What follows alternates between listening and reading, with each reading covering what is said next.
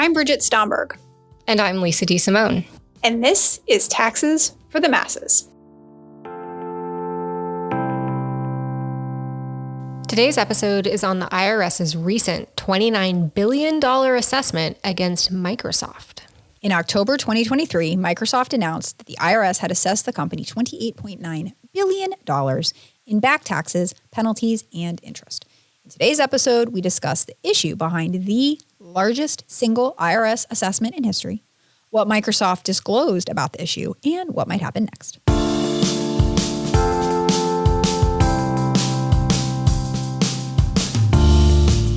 Hello, Lisa. Hello, B. We are talking about another tax audit today. Ooh. And several episodes ago, we talked about Beyonce's tax audit. And today we're talking about Microsoft's tax audit. Those are two very different taxpayers. Yes. I'm going to call this a pretty big partition, if you will. Nice. To quote Queen Bee. Mm-hmm. With, I imagine, I'm just guessing here, but I'm going to imagine these are very different tax issues that we're going to be talking about today. And you would be correct. Okay. So if our listeners remember when the IRS audited Beyonce, they were mostly grumpy at her for not adequately supporting tax deductions for things like legal and professional fees. And they assessed her just under $3 million in taxes and penalties. Mm-hmm. Microsoft, on the other hand, is in hot water for a business transaction that the IRS described as, quote, illusory in nature, serving no material economic purpose except to shift income, end quote. Them's fighting words. It's kind of like the IRS turned to Microsoft and said, or maybe they sang, that transaction's all up in your mind. I really hope they did. I hope that's exactly what happened. Yep. That lack of a valid business purpose, that's going to get you in trouble with the IRS every single time. And since we're talking about being in trouble, what is the most trouble you personally have ever gotten into? I got pulled over by a plainclothes police officer one time and screamed out a lot on the side of the road. So that was pretty scary. I didn't actually do anything wrong, but that was pretty scary. I'm glad you brought up police because I have been, I'm not going to say arrested. Okay. I don't actually know that that's true. I have been detained on not one, but two occasions. Explain in high yourself. school for drinking. Oh my word. Okay, so the first one is 100% my brother's fault. I went as a date for one of his friends to prom. Yeah. And we went to a party afterward. And, my mom very specifically was like, hey, Mark, make sure to look after your sister. What does he do? He bolts just in time for the police to show up and break up the party and detain everyone for the alcohol that was present. Wow. Yeah. And that was the first time that happened. I was going to say. The second time was my high school graduation party, which apparently made like international headlines because it was held on the childhood home, plantation of, I want to say Thomas Jefferson, but I could be making that up. See, kids, don't drink. Don't underage drink. Don't do it, kids. Just don't do it. Listen to Mama Stomp. Don't drink. Sorry, not sorry. Anyway. The good news is neither of our bad acts put us on the hook for potentially $29 billion to bring things back to Microsoft. No, I think I was getting screamed at on the side of the road by a cop for what maybe would have been like a $70 traffic ticket. So, all right. So we're going to try to rehabilitate ourselves here and do three things. Okay. First, we're going to talk about what Microsoft did to get the IRS so riled up. It did not involve drinking by as much as we can tell. And of course, when I said drinking, I meant milk. Absolutely. Perfectly legal things for an 18-year-old. Second, we're going to talk about how much warning Microsoft gave to its investors and, just the general public that this assessment was coming. Okay. And third, we're going to talk about what happens next. I like it. So, as we said, Microsoft is in trouble not for underage drinking, but for income shifting, which is something else in your bailiwick, brown eyes. Okay. So take it away. That's right. Yes, trust in me. I got this. First thing to note is that we have to get in our Wayback Machine for this episode because the assessment relates to tax returns that Microsoft filed over a decade ago. We're also in our Wayback Machine because the whole thing started with CDs. What's a CD, you Gen Xer? Exactly. Back in the day, Microsoft sold its Windows and Office software on these physical, record-looking things. They were shiny. They were called compact discs, or CDs for short. And it used a small facility in Puerto Rico with about 85 employees to burn the software onto the CDs. That is the correct lingo. Yep. Microsoft originally located the facility in Puerto Rico in response to a tax break that saved them about $200 million over several years. Thing is, that tax break was set to expire in 2005. It's all over. It's all over. So Microsoft considered closing the facility and outsourcing the CD production to save money, or as Queen Bee said, time to come home. Good one. But KPMG, which is a Big Four accounting and tax firm, suggested that Microsoft actually keep the facility in Puerto Rico and use it to save even more taxes. That's right. They said, hold up. The deal KPMG proposed called for the Puerto Rican facility to produce all CDs for Microsoft's American market. To do so, the Puerto Rican subsidiary would have to own the exclusive licensing rights to Microsoft's technology, which meant buying the IP from Microsoft US, who of course originally developed all the Windows software that was being burned onto the CDs in Puerto Rico. And to be clear, we haven't gotten to anything illegal yet. You are 100% allowed to sell a license from one entity to another. Just like you're 100% allowed to go to a high school party after prom. And drink or milk. graduation. And drink milk. And drink, yes. Okay. So yes, one entity selling licensing rights or any other intellectual property to a related entity, totally fine. Mm-hmm. The challenge is that the price you charge for that sale has to be what we call arm's length. Mm-hmm. So Microsoft should have sold the intellectual property to its Puerto Rican affiliate for the same price it would have sold it to an unrelated party. And that is where things get difficult here, because there's really no readily observable comparable price for an exclusive license to Microsoft's unique technology. Yeah. No such thing had ever been sold before. No. So Microsoft, with the help of economists from KPMG, had to estimate a price based on various projections and assumptions, and the price they came up with was about $16 billion. So it's hard to assess how reasonable that price is in a vacuum. It is. So let's try to put some context around this. This deal happened in around 2005. Okay. And for reference, Microsoft's market cap at that time was about $270 billion. And the company was consistently reporting about $40 billion of revenue every single year. Okay. So after all is said and done, one could argue that selling the exclusive rights to the company's technology for $16 billion was a bargain. And that is precisely what the IRS is arguing. What's more, once the Puerto Rican sub owned the technology, it had the right to charge Microsoft US a fee for selling products into the American market that exploited that technology. And so by some estimates, Microsoft US made almost $68 billion of transfer payments to the Puerto Rican affiliate for use of the technology from 2006 through 2015. So why did Microsoft do all of this? Well, remember, we're in our Wayback Machine, and over this period of time, the U.S. tax rate was 35%. Mm-hmm. Now, Microsoft and KPMG worked with the Puerto Rican government to negotiate a tax rate that was as low as 0% on profits reported there for a period of 15 years.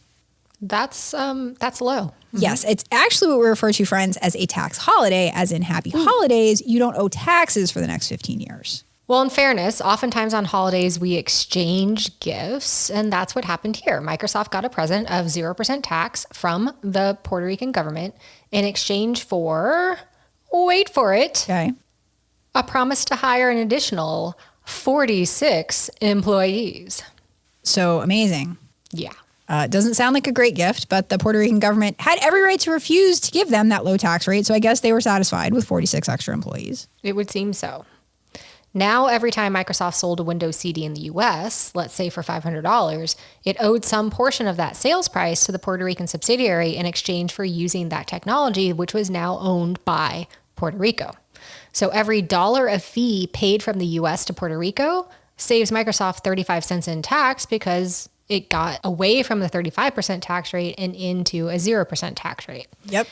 And they plan to wash, rinse, repeat until the end of time. I got that. Okay, so to recap, Microsoft US sold its tech to a related affiliate in Puerto Rico for $16 billion at a time when the company was worth a lot more than that. Yes. The PR entity also paid another $16 billion to the US parent for R&D. Yes. In exchange, the US parent paid almost $70 billion to the Puerto Rican sub in technology transfer payments for about $38 billion of net income shifted out of the US at a 35% rate to Puerto Rico at a 0% rate. Did I get that? Sounds right to me. Yeah, I don't think they're just going to be able to work it out on this one. That $33 billion difference is what I would call irreplaceable. It's probably the best thing they never had. Nice.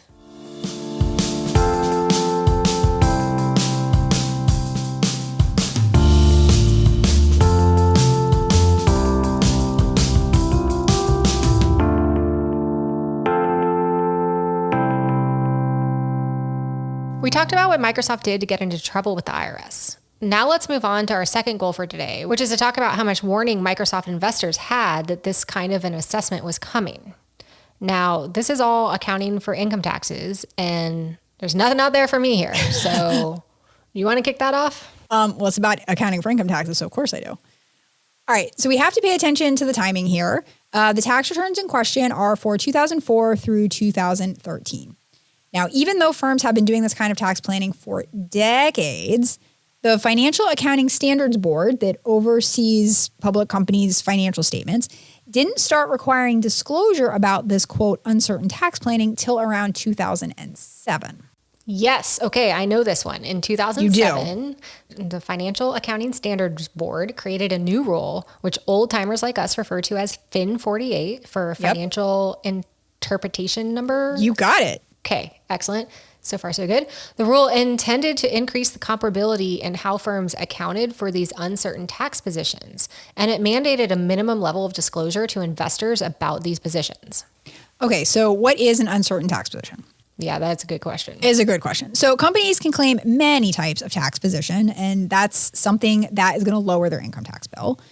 They can take accelerated depreciation. They can claim an income tax credit. They can decide just to not file a tax return at all. Some of those positions are certain. That means that the IRS or whoever the relevant tax authority is absolutely going to agree what the company is doing, so no questions asked. Okay. Other types of tax positions are uncertain. There could be disagreement between the company and the tax authority as to whether the company qualifies for the benefit they're claiming on their return, and if so, how much of a benefit they qualify for. Yeah, and this type of transfer pricing that Microsoft did seems pretty clear that it's an uncertain tax position. Clearly an uncertain tax position. I mean, it's true. Microsoft absolutely had the right to sell its IP to its Puerto Rico affiliate. And the Puerto Rican affiliate subsequently had the right to charge Microsoft US a fee for using that IP. That's not what we're disputing here. No. Microsoft could not be certain that the IRS would agree with the pricing of those transactions. Absolutely. And so starting in 2007, companies sometimes don't get to recognize the full benefit of these uncertain tax positions in their financial statements. And on top of that, they have to make disclosures about the amount of those benefits they have not yet recognized. I think we should do an example. We should. So we're going to keep it super simple and assume that a company claimed a $1 million federal tax benefit related to transfer pricing. Okay. The company is not certain and cannot be certain that the IRS is going to agree that they are entitled to that entire $1 million tax benefit. Fair. So the IRS could easily argue with them that the transfer price should have been different, such that more income was taxable in the U.S. and the benefit would be reduced. The company is going to apply the rules of this FIN 48 interpretation and decide that the most likely outcome is that the IRS would allow them to keep only $800,000 of that tax benefit if they were audited and if the IRS had full knowledge of all the relevant facts and circumstances. Yeah, fat chance of that happening. Indeed, but the Financial Accounting Standards Board didn't care to play in reality with this one. So what does that mean? The company would have claimed $1 million of tax benefits on their tax return. They would have actually saved $1 million of tax. Mm-hmm. But FIN 48 steps in and says, we're only going to let you recognize $800,000 of those benefits in the financial statements. That additional $200,000 you have to disclose as a liability to reflect an estimate of any additional taxes that you might owe if the IRS came in and audited you, yada, yada, yada. Perfect. Yes. And those unrecognized tax benefits make the company's tax expense on their financial statements and their effective tax rate, which is tax expense divided by pre-tax income from the financial statements.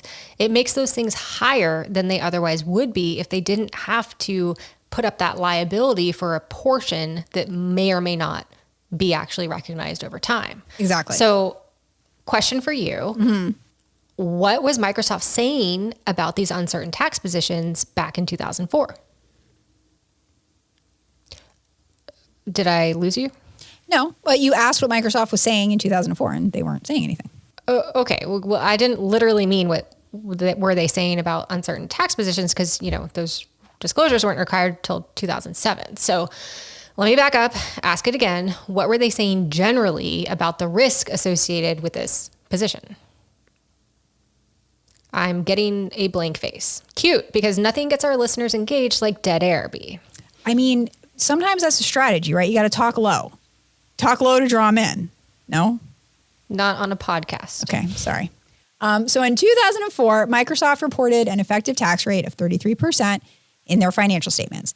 And that was not that far off from the federal rate of 35% at the time. So looking at their effective tax rate, it didn't look like they were doing anything crazy. Okay. They also noted that the IRS was auditing their tax returns from 1997 through 2003, and that they believed any adjustments would, quote, not be material. So they were not sounding the alarm bells back in 2004. Okay, so now let's fast forward to 2007. Maybe this is a more fair question to ask because that's when these disclosures were required. Yeah. So Microsoft should have been first disclosing a FIN 48 liability in 2007. They disclosed about $3.2 billion in unrecognized tax benefits and noted that the IRS was auditing their tax returns for 2004 to 2006, which is fairly common. So nothing too crazy here. No. That general level of disclosure continued for the next several years.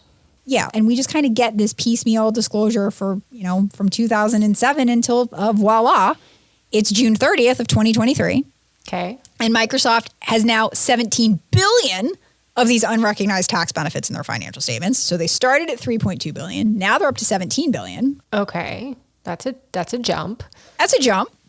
And they say, hey, we don't expect a final resolution of any IRS audits in the next 12 months.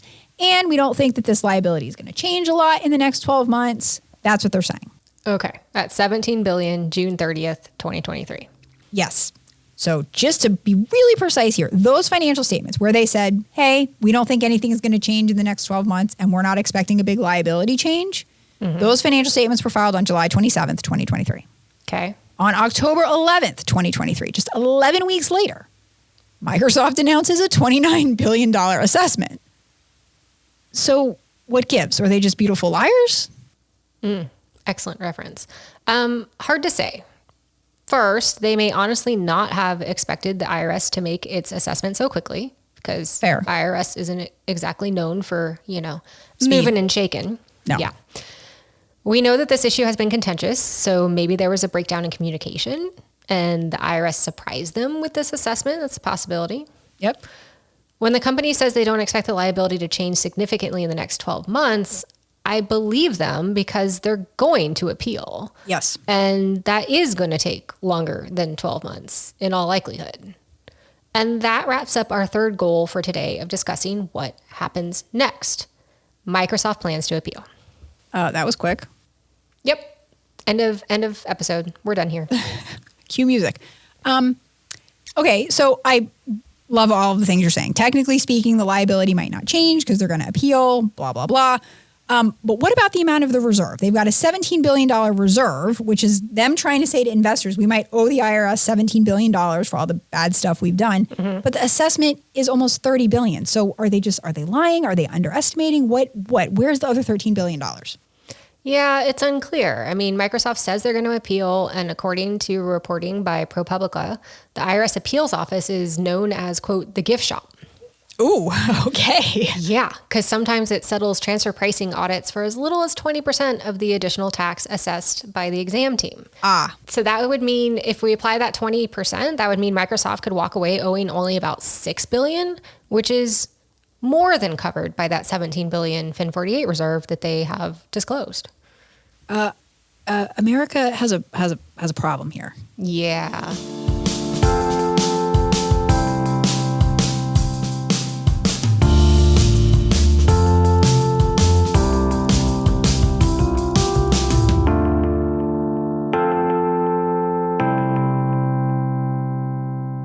Once again, it's time for the good, the bad, and the ugly, our favorite segment of this show. B, how about you kick us off? Oh, yes, I'm getting cute silence once again. Sorry. All that I'm looking for here is one good, nice thing you can say about this, and it can't be all the Bay song titles we worked into this episode. It cannot.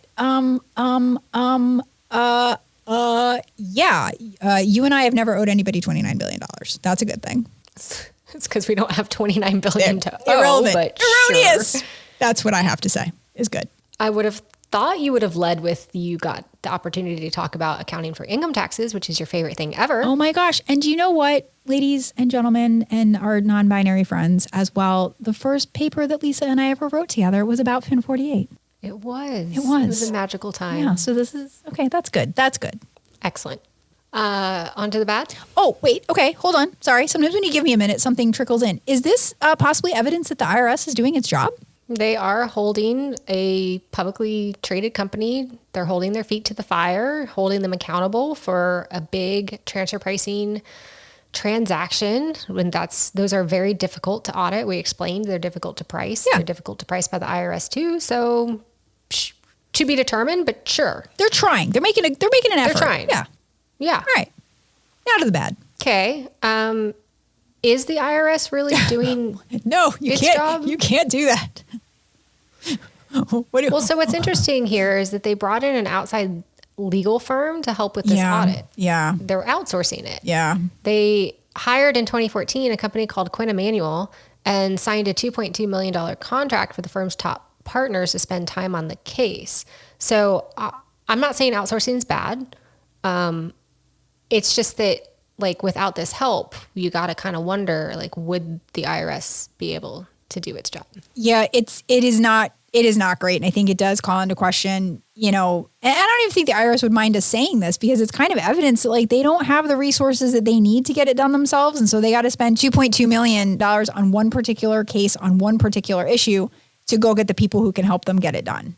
The other thing I'll just say here, and I talked about this with my students, and they were all like, but Professor Stomberg, you told us that the statute of limitation was 3 years. Why are we talking about tax returns from 20 years ago? And I'm like, yeah, why are we talking about tax returns from 20 years ago? Because it takes a long time. It does, too long. As soon as they open the audit for a year, Yep. they get to keep it open, and the statute isn't relevant anymore. So Yeah, that's the fun little trick that the IRS plays to get over the statute of limitations. Absolutely. Technically speaking, it's the statute of limitations for the IRS to assess a deficiency, not to close it out. Right. But this does make me wonder if maybe we need some guidelines or legislation that says you only have so long to do it. Because, 20 years, people, 20 years. You could have a kid who went to college. It is a long time. It also, I think we're moving into the ugly here, but it makes me frustrated with the legal process. And I know you wanted to be a lawyer at one point in time, but I never have wanted to sort through over 1 million pages of documentation, which is what Microsoft handed over to the IRS in this case. That sounds tedious as hell. Yeah. And let's be clear. You're 100% right. According to some reporting by ProPublica, the Microsoft attorneys gave the IRS over 1 million pages of documentation. And by all accounts, much of it was irrelevant. So it becomes a game. It becomes just a game of burying each other in paperwork. We're not talking about the facts. We're not talking about what's relevant. We're really just trying to bog the other one down until they call uncle and quit. Another thing that's ugly here that I think you and I learned about for the first time researching this episode was that it used to be that the IRS could stop the clock, sort of like make time stand still with the statute of limitations and whatnot, by issuing what was called a designated summons. And they needed the approval of a federal judge to do that. And also, the IRS had the power to block Microsoft from even going to the Office of Appeals. So what we talked about here is, like, it's kind of frustrating because the Office of Appeals is independent from the exam team. Mm-hmm. So you have these exam agents who've worked for 20 years to support this assessment of $30 billion. And yeah, it could be kind of frustrating to know that Microsoft is just going to walk into the gift shop and pay $6 billion and be done with it. And so it used to be the case that the IRS could block a taxpayer's access to the Office of Appeals. Well, Microsoft didn't like either of those things. Yeah. And so what they've been doing during this 20-year window is they lobbied really hard in support of a bill that was eventually passed. It's called the Taxpayer First Act. So, it just sounds great. Like, who doesn't want to put taxpayers first? Right. But what it does, among other things, is it implements a new process that the IRS has to follow to be able to block a company from going to appeals or to designate a summons. It also prevents an IRS contractor, like this law firm that we talked about, from directly questioning taxpayers under oath. And so you kind of have to ask yourself, how much of this is actually taxpayers first versus just hamstringing the IRS in these big technical cases where they kind of have to use different techniques to get an advantage over these high-powered corporate attorneys? Yeah. I mean, because the IRS needs so much more hamstringing. Right, exactly. Yeah. It's enough to break your soul. You know, all I could do was cry.